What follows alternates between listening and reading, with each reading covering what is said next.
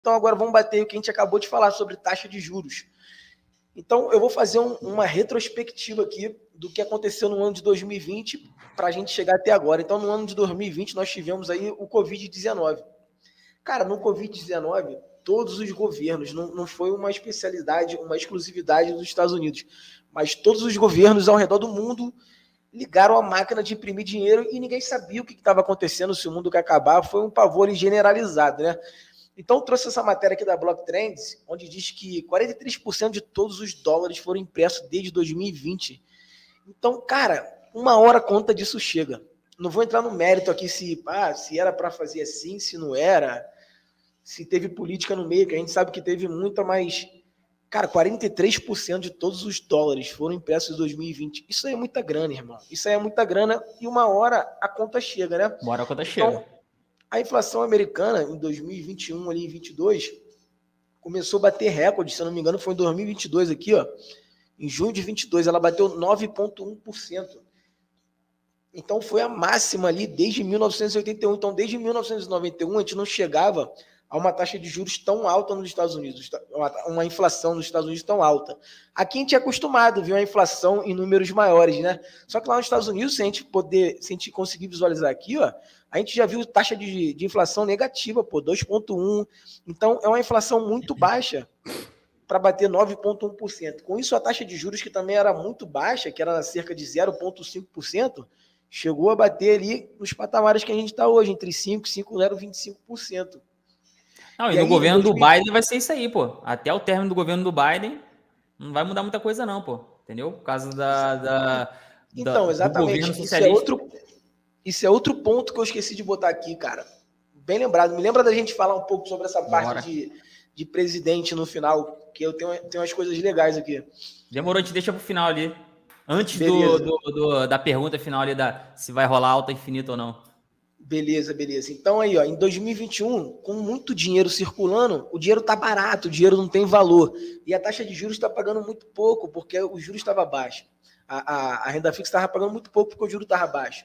Então, o investidor, quando tem muito dinheiro fácil na economia, e o investimento mais seguro, entre aspas, assim, que é título do governo, está pagando bem pouco, ele procura investimento em renda variável para poder ter um retorno melhor. Tá? Então ele abre mão um pouco da segurança em prol do retorno. E ele procura investimentos em mercado de ações, mercado de tecnologias. Exato. E o mercado cripto, que é considerado o mercado de mais alto risco aí, né? Até o momento. Então a gente pode perceber nesse gráfico aqui, deixa eu ver se eu consigo aumentar o tamanho dele aqui. Esse carrega aqui.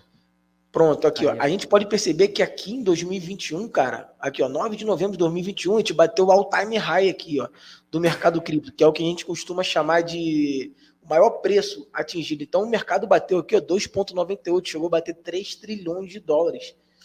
Entendeu? Então, é muita grana. E aí a gente viu que com o aumento da taxa de juros, ao longo de 2022, a gente começa a ver uma queda, cara. Então, a gente começa a ver aqui, olha aqui, ó. 15 de março de 2022, a gente começa a ver o mercado cair em 2022. Aí eu vou mostrar para vocês agora o gráfico da taxa de juros e vocês vão fazer a correlação automaticamente. Então, em 2022, a gente teve que começar a aumentar a taxa de juros para poder controlar essa inflação que estava muito grande, pô. Então, aqui na taxa de juros, olha como é que aquele gráfico bate com esse gráfico, né? Inversamente proporcional, vamos dizer assim.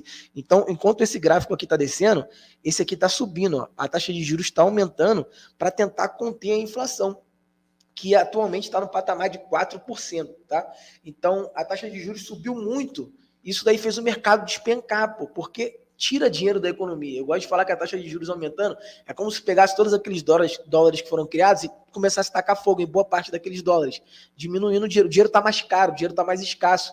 O investidor tem menos apetite ao risco. Então, e a renda fixa começa a pagar bem. Não está aqui no Brasil todo mundo, 1% ao mês? Então, a gente começa a ver a renda fixa pagar bem e o investidor pensa, cara, eu estou investindo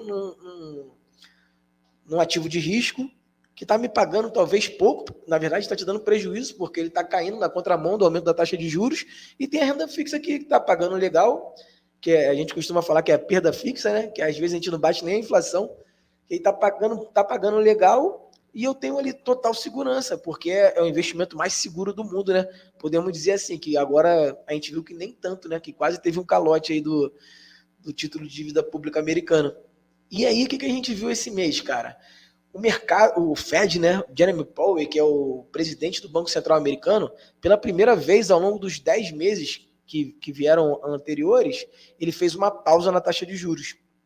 Só que o mercado não subiu por causa disso. O mercado estava esperando muito isso.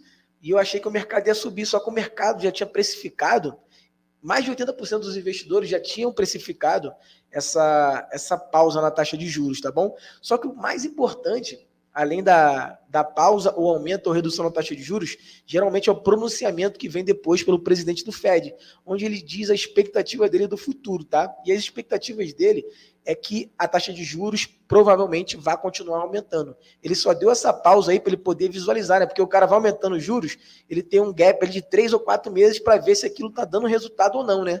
Ele não consegue ver a foto de hoje, não dá o resultado imediato. Exatamente. Então, ele disse que provavelmente eles vão continuar aumentando a taxa de juros pelos próximos 3, 4 meses ao longo desse ano, entendeu? E aí o mercado começou a despencar. E aqui a gente consegue ver, ó, que boa parte dos investidores, 74%, já está ali antecipando um aumento na taxa de juros para a próxima reunião, entre 5,25 e 5,50, ou seja, 0,25 pontos base, né, que eles costumam chamar. E a próxima reunião vai ser no dia 26 de julho. Então, logo menos aí, daqui a um mês, né, mais ou menos. Aqui a gente começa a perceber uma outra destrava de valor para o mercado de alta chegar. Então, como eu disse, aqui na frente, esqueci o que era, regulamentação, e a outra, redução na taxa de juros, porque ela fomenta o apetite ao risco do investidor, porque ele sai da renda fixa para a renda variável, e tem mais dinheiro circulando na economia, tá bom? A taxa de juros, ela tira o dinheiro da economia. Não é à toa que a gente já viu mais bancos quebrando esse ano do que em 2008. A taxa de juros foi mais alta esse ano do que na crise de 2008. E aí os investidores já começaram a precificar aqui, ó, em 77% mais ou menos, que a redução na taxa de juros, o corte na taxa de juros, só vai rolar aqui, ó, no mês 3 do ano que vem. E 97% desses investidores começaram a precificar que vai rolar no mês 6. Então a gente começa a ver um movimento ali para o primeiro semestre de 2024 para um corte na taxa de juros. Isso aí sim é uma baita destrava de valor no mercado cripto. E essa semana a gente teve aqui, ó, os bancos centrais ao redor do mundo aumentando a taxa de juros, tá bom? E o presidente do Fed fez um pronunciamento novamente, dizendo que a inflação ainda está muito acima do esperado, em 4%, que o esperado é 2%, e que provavelmente essa taxa de juros vai aumentar, tá bom?